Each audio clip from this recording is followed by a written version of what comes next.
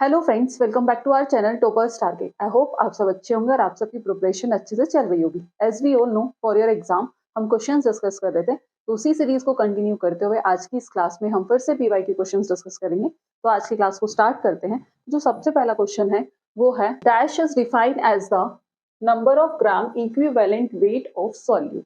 कि number of gram equivalent weight of solute dissolve per litre of the solution.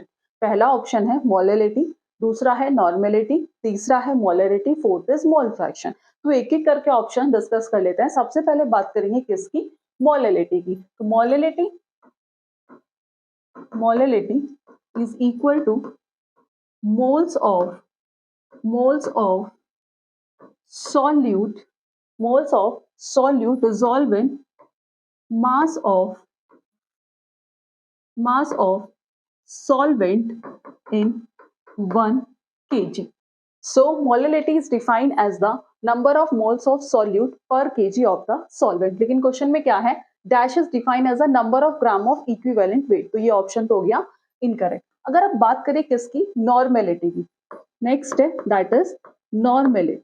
Normality क्या है? Normality is defined as the number of gram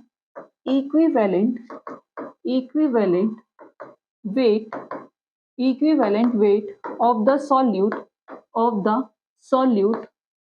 number of gram equivalent weight of solute volume of solution in liter that is normality। तो question में यही पूछा था कि dash is defined as the so Normality is defined as the number of gram equivalent weight of solute dissolved per liter of the solution। तो उसके according जो आपका सेकंड ऑप्शन होगा that is the correct answer. तो third option is molarity. Molarity क्या होता है? कि number of moles of solute dissolve in volume of solution in litre. तो दैट इज मोलरिटी। ठीक है, बट इसका जो करेक्ट आंसर है इस क्वेश्चन का दैट इज नॉर्मेलिटी। मूव करते हैं नेक्स्ट क्वेश्चन पर। Question number second is, non metal do not displace dash from dilute acids. की जो नॉन मेटल है वो किससे डिस्प्लेस नहीं करते हैं? फ्रॉम डाइल्यूट एसिड से। चार ऑप्शन गिवन है। पहला है नाइट्रोजन, दूसरा है हाइड्रोजन, तीसरा है oxygen and fourth one is carbon.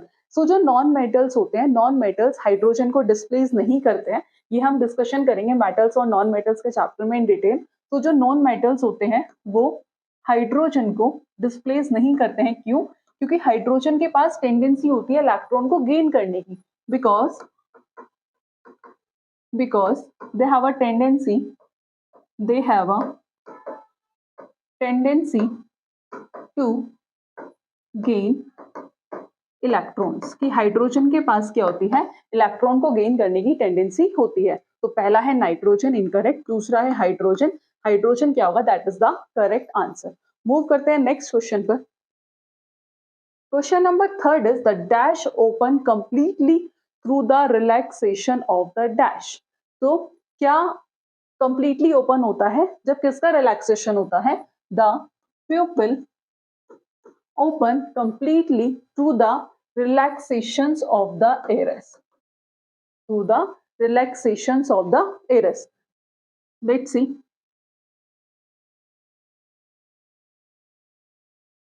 That is the eye.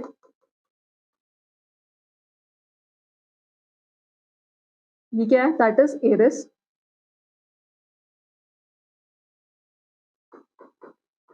और ये क्या है?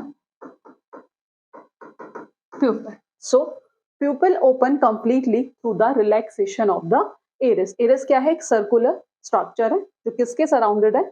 ठीक है, किसके आसपास है? प्यूपिल के आसपास है। So pupil open completely through the relaxation of the iris. Let's see option. पहला है कॉर्निया इरिस, इनकरेक्ट। दूसरा है प्यूपिल इरिस। तो जो सेकंड ऑप्शन होगा that is the correct answer. Next question number fourth है, which of the following is produced by the action of chlorine. इनमें से क्या प्रोड्यूस होगा जब chlorine on dry slake lime, जब क्लोरीन स्लेक लाइम के साथ क्या करेगा? रिएक्ट करेगा। तो सिंपल है, chlorine that is Cl2। Slake lime क्या होता है? That is CaOH2, that is a calcium hydroxide. क्या फॉर्म करता है? तो ये फॉर्म करता है CaOCl2 that is bleaching powder plus H2O। तो लेट सी ऑप्शन, पहला है सोप, इनकरेक्ट, दूसरा है ब्लीचिंग पाउडर, तो सेकंड ऑप्शन क्या होगा, that is the correct answer. Slack lime और कैल्शियम हाइड्रोक्साइड ये क्या है, इनऑर्गेनिक सब्सटेंस है, दैट इज स्लेक लाइम और कैल्शियम हाइड्रोक्साइड ये क्या है, इनऑर्गेनिक सब्सटेंस है। जब कैल्शियम हाइड्रोक्साइड, ठीक है, when calcium oxide, that is calcium oxide क्या होता है, दैट इज CaO, ये क्या है, that is a calcium oxide. जब ये वाटर के साथ रिएक्ट करता है, किसके साथ रिएक्ट करता है, वाटर के साथ रिएक्ट करता है, तो it produce a colourless crystal of slack lime. तब ये स्लेक लाइम के कलरलेस क्रिस्टल्स प्रोड्यूस करता है। तो क्या प्रोड्यूस करता है, कैल्शियम हाइड्रोक्साइड। आफ्टर दैट जब इसकी रिएक्शंस होती है क्लोरीन की, किसके साथ, with slack lime, is passed over, slack lime is result in the formation of bleaching powder. क्या फॉर्म करता है, दैट इज ब्लीचिंग पाउडर। और रिएक्शन कैसी थी, रिएक्शन ये थी। तो इस केस में सेकंड ऑप्शन क्या होगा, that is the correct answer कि क्लोरीन और स्लेक लाइम की रिएक्शन से क्या प्रोड्यूस होता है, जब ये दोनों रिएक्ट करते हैं तो ये फॉर्म करता है ब्लीचिंग पाउडर। मूव करते हैं नेक्स्ट क्वेश्चन पर। क्वेश्चन नंबर 5 है, which of the following is an ingredient in antacid, कि इनमें से कौन सा इंग्रेडिएंट क्या है इन एंटा एसिड, जैसे हम यूज करते हैं सोडा एसिड फायर एक्सटिंग्विशन में। एंटा एसिड्स क्या होती है, एक तरह की मेडिसिन होती है, जब स्टमक में एक्सेस अमाउंट में क्या बन रहा हो, एसिड बनता है, तो उसे न्यूट्रलाइज करती है। तो पहला ऑप्शन है CuSO4, दूसरा है NaHCO3.10H2O, third is NaHCO3, fourth is CaSO4.12H2O। तो as we all know, sodium hydrogen carbonate, sodium hydrogen carbonate, that is क्या होता है formula, NaHCO3 and it is also known as baking soda, and it is also known as baking soda, कि sodium hydrogen carbonate that is NaHCO3 जिसे हम क्या कहते हैं, baking soda. ये एक ऐसा इंग्रेडिएंट है इन एंटा एसिड जिसे हम यूज करते हैं किसके अंदर, इन सोडा एसिड फायर एक्सटिंग्विशर्स के अंदर। तो लेट्स सी ऑप्शन, तो जो थर्ड ऑप्शन है NaHCO3, तो third option is the correct answer. I hope आपको क्लियर हुआ होगा। तो मूव करते हैं नेक्स्ट क्वेश्चन पर। Question number 6 is a bullet of mass 0.05 kg is fired with a velocity of 150 meter per second from a rifle of mass 2 kg। अब यहाँ पर दो बॉडी है, एक तो बुलेट है, दूसरा कौन है, दूसरा है that is rifle. So what will be the recoil velocity of the rifle, की राइफल की रिकॉइल वेलोसिटी क्या होगी। So as we all know, so जो बुलेट का मास है दैट इज M1, ये है 0.05 kg, ये मास गिवन है। M2 that is 2 kg, that is a given terms, ठीक है। वेलोसिटी गिवन है that is 150 metre per second, ठीक है, V1, और वेलोसिटी 2 यानी कि रिकॉइल वेलोसिटी हमें राइफल की फाइंड आउट करनी है। So as we all know, total momentum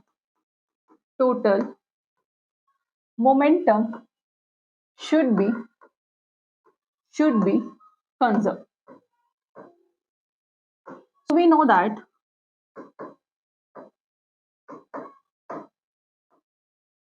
M1 V1 is equals to M2 V2. So M1 हमें given है that is 0.05 kg into V1 is 150 metre per second inverse, unit लिखना जरूरी है, ठीक है, is equal to M2 that is 2 और V2 हमें find out करना है। तो इसे कैलकुलेट करके जो आंसर आएगा that will be 3.75 metre per second. तो लेट्स सी, पहला ऑप्शन है 4.25 इनकरेक्ट, दूसरा है 3.0 incorrect, third incorrect, fourth option क्या होगा, that is the correct answer. Move करते हैं नेक्स्ट क्वेश्चन पर। Question number 7 is a microwave radiation has a frequency of 14 gigahertz. ये एक माइक्रोवेव रेडिएशन है जिसकी फ्रीक्वेंसी है 14 gigahertz. As we all know, ये क्वेश्चन में गिवन है वैसे 1 gigahertz is equals to 10⁻⁹ hertz, ठीक है। तो फ्रीक्वेंसी कितनी गिवन है, frequency is equal to 14 into, वो 14 गीगाहर्ट्ज है तो 14 इंटू 10⁻⁹ हर्ट्ज, ठीक है। Calculate the energy of the photon, क्या कैलकुलेट करना है, energy of the photon. So as we all know, ये direct formula है, energy of the photon is equal to Planck constant, that is Planck constant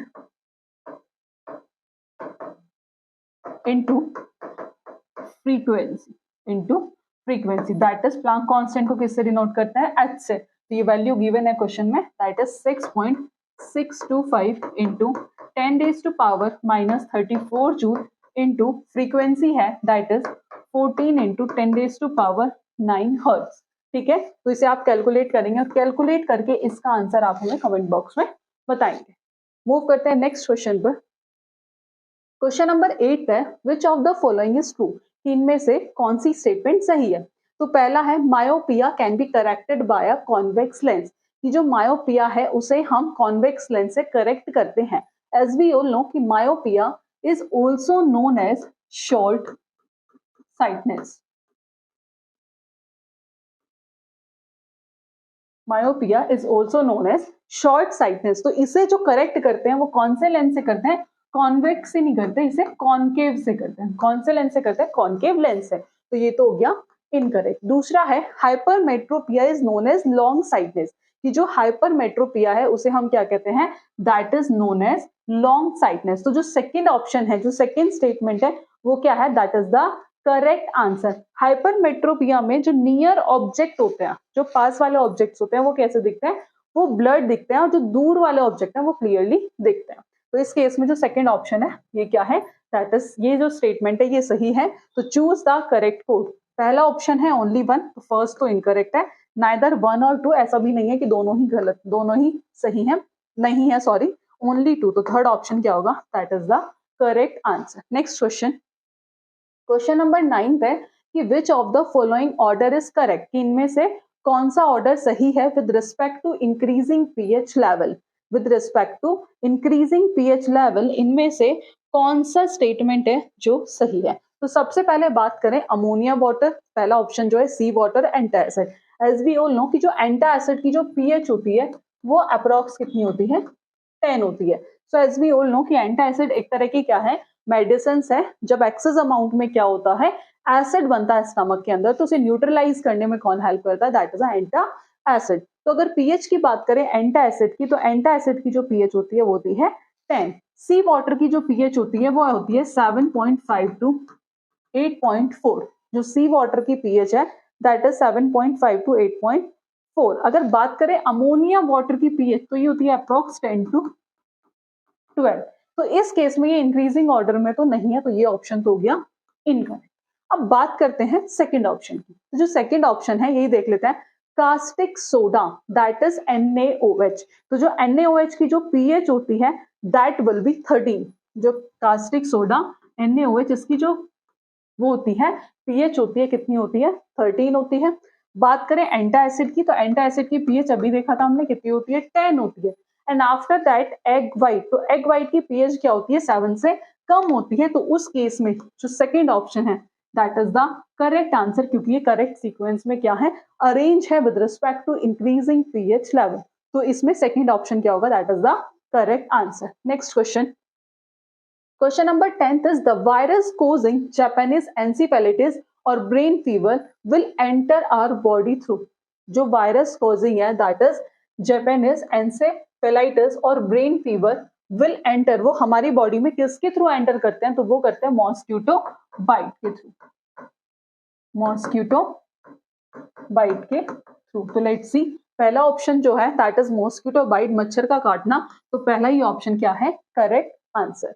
sneezing नहीं है, handshake नहीं है, sexual act भी नहीं है. तो ये बाकी के ऑप्शन क्या है, इनकरेक्ट है. तो पहला ही option that is the correct answer. Next question. Question number 11 है कि which of the following is are the way. इनमें से कौन सा ऐसा तरीका है for describing concentration of solution. जो सॉल्यूशन की कंसेंट्रेशन को क्या करता है, डिस्क्राइब करता है. एज वी ऑल नो कि मोलरिटी, मोलेलिटी और मोल फ्रैक्शन तीनों ही क्या करते हैं, ये कंसेंट्रेशन के सॉरी जो कंसेंट्रेशन होती है सॉल्यूशन की, कंसेंट्रेशन ऑफ सॉल्यूशन को डिस्क्राइब करते हैं. तो पहला मोलरिटी भी सही है, मोलेलिटी भी सही है और मोल फ्रैक्शन भी सही है. तो let's C, 1 and 2 incorrect, 2 and 3 incorrect. तो फोर्थ ऑप्शन जो है 1 2 3, तो तीनों ही क्या है, सही है। तो फोर्थ ऑप्शन क्या होगा करेक्ट आंसर। एक बार इसकी एक्सप्लेनेशन देख लेते हैं। जो concentration of solution is defined as amount of solute जो प्रेजेंट होता है in a given quantity of a solution. Concentration को हम एक्सप्रेस करते हैं बहुत सारे तरीकों से। पहला आता है molarity. Molarity of a solution is defined as the number of moles of solute, number of moles of solute dissolved per liter of the solution, that is molarity.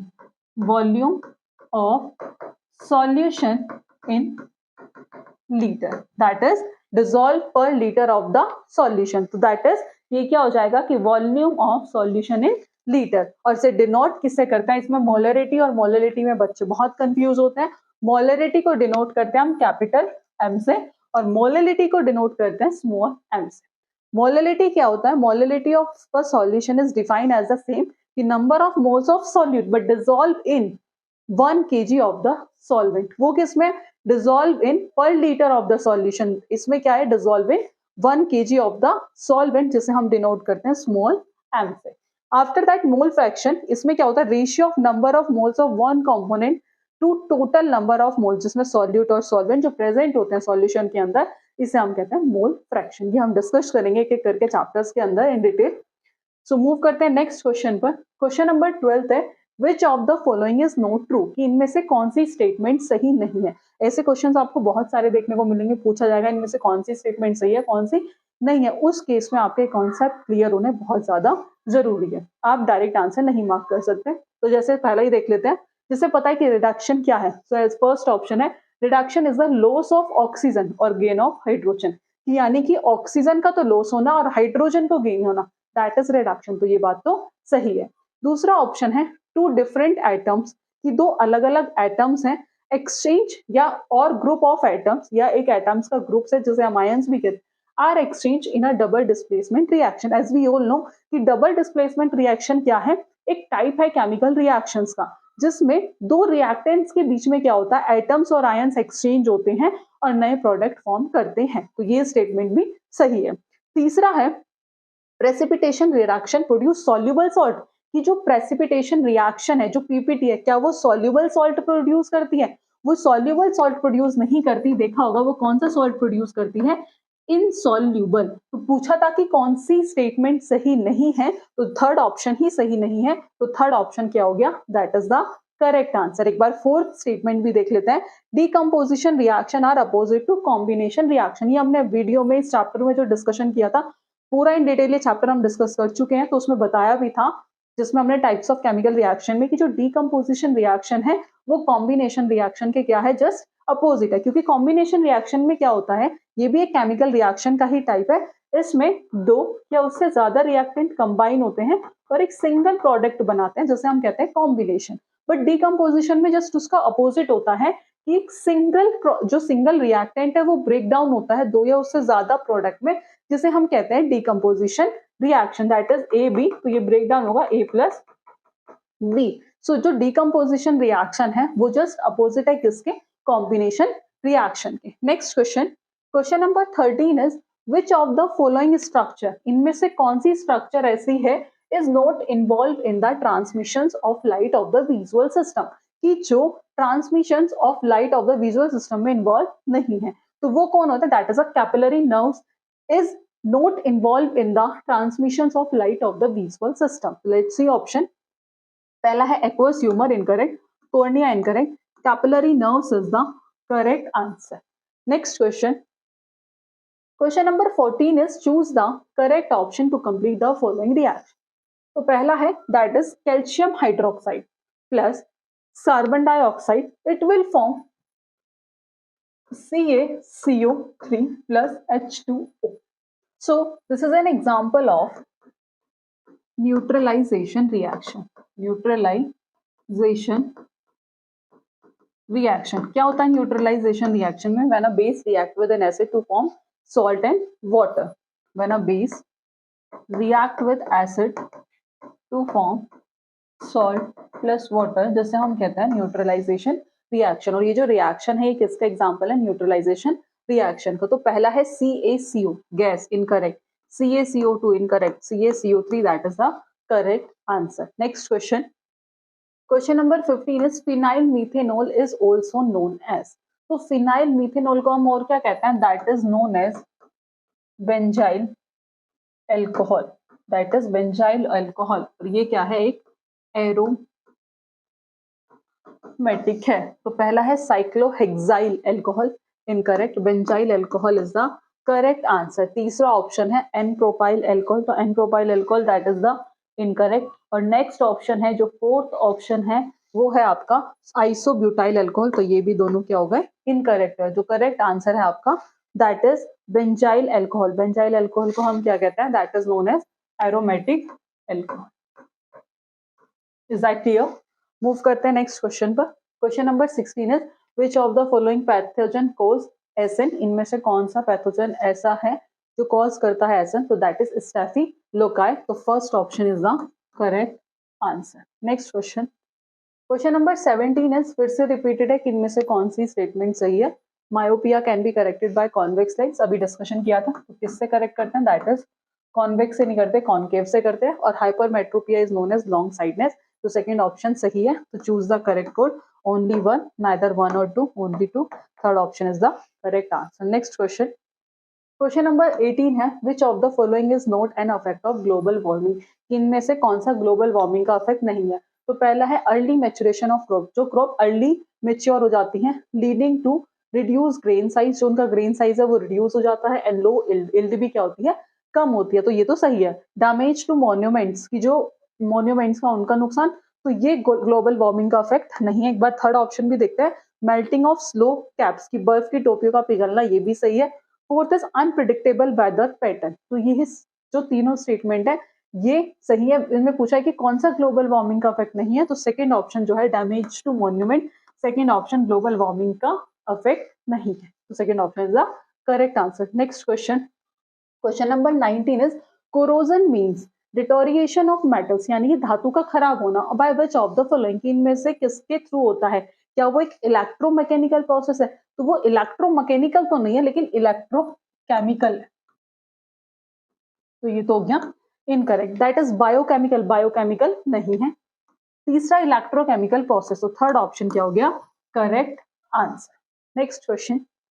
Question number 20 is Krebs cycle is also known as the. As we all know कि Krebs cycle को और क्या कहते हैं? बहुत बार question पूछा जाता है. That is citric acid cycle. Citric acid cycle. तो पहला ऑप्शन क्या होगा? That is the correct answer. Next question.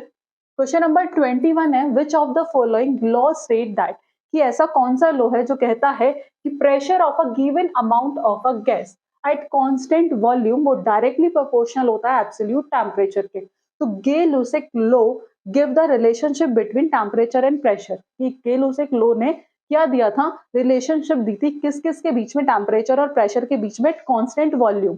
Constant volume पर टेम्परेचर और प्रेशर के बीच में जो रिलेशनशिप दी थी वो किसने दी थी? गे-लुसिक लॉ ने. तो इन्होंने कहा था कि एट अ कांस्टेंट वॉल्यूम जो प्रेशर है ऑफ द गैस वो डायरेक्टली प्रोपोर्शनल किसके होगा? Temperature for a given gas. तो पहला है बॉयल्स लॉ, इनकरेक्ट. दूसरा है Gay Lussac law. Second option is the correct answer. Move करते हैं नेक्स्ट क्वेश्चन पर. Question number 22 is the wall of the small intestine contain gland.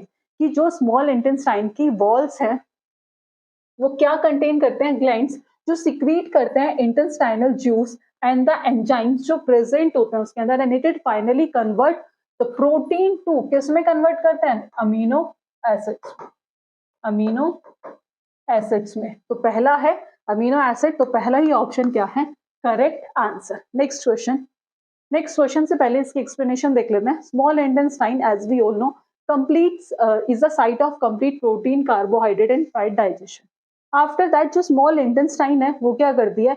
Secretions receive करती है लीवर से और पैनक्रियास से for the complete digestion of protein, carbohydrate and fat. ताकि वो प्रोटीन और कार्बोहाइड्रेट और फैट का क्या कर सके? कंप्लीट डाइजेशन कर सके. पैनक्रियाटिक जूस जो है वो एंजाइम्स कंटेन करता है जैसे ट्रिप्सिन. किसके लिए? प्रोटीन डाइजेशन के लिए. जो कहां से सिक्रीट होता है? पैनक्रियास से. इंपॉर्टेंट पॉइंट है, बहुत बार क्वेश्चन आता ही है कि पैनक्रियाटिक जूस एंजाइम कंटेन करता है कौन सा? ट्रिप्सिन, जो हेल्प करता है फॉर प्रोटीन डाइजेशन. जो सिक्रीट कहां से होता है? पैनक्रियास से. प्रोटीन डाइजेशन होता कहाँ से स्टार्ट है, तो begin in the stomach, that is also important, और कंप्लीट कहाँ जाके होता है, in the small intestine. After that, the wall of the small intestine contain glands that secrete intestinal juice. The enzymes जो प्रेजेंट होते हैं वो फाइनली कन्वर्ट करते हैं प्रोटीन को किस में, अमीनो एसिड कॉम्प्लेक्स में, कार्बोहाइड्रेट को किस में, ग्लूकोज में, और फैट को किस में करते हैं, फैटी एसिड और ग्लिसरॉल में. तो यहीं से आपके 3-4 क्वेश्चंस आराम से बन सकते हैं, दैट इज इंपॉर्टेंट. मूव करते हैं नेक्स्ट क्वेश्चन पर. क्वेश्चन नंबर 23 कि इन फीमेल रिप्रोडक्टिव सिस्टम, कि फीमेल रिप्रोडक्टिव सिस्टम में as we all know egg is carried from, कहां से जाता है, ओवरी टू द वॉर्म, किसके थ्रू, तो एज वी ऑल नो कि site of fertilisation that is fallopian tube, fallopian tube. तो पहला ऑप्शन है सर्विक्स, इनकरेक्ट. दूसरा है fallopian tube is the correct answer. Next question, question number 24 is Spongilla is an example of, तो Spongilla किसका example है, that is Porifera. तो third option क्या हो गया, correct answer. Next question, question number 25 is dash tell us, बताता है कि हाउ लाइफ इवॉल्व, कि कैसे लाइफ इवॉल्व हुई from simple to more complex form, कि एक सिंपल फॉर्म से मोर कॉम्प्लेक्स फॉर्म में लाइफ कैसे इवॉल्व हुई. डैश टेल किसने बताया, एज वी ऑल नो किसने बताया था, डार्विन थ्योरी ऑफ इवोल्यूशन.